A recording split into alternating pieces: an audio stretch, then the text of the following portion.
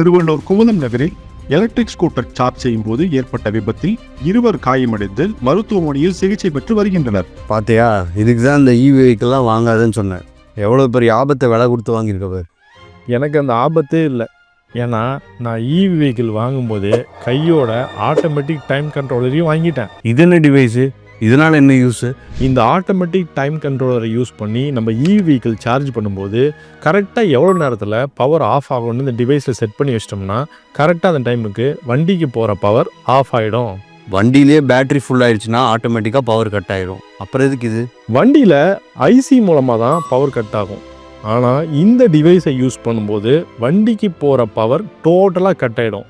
அதனால் பேட்ரி வெடித்து அதனால் ஏற்படுற ஆக்சிடெண்ட்டை தடுக்கலாம். பேட்ரி லைஃப் அதிகமாகும்.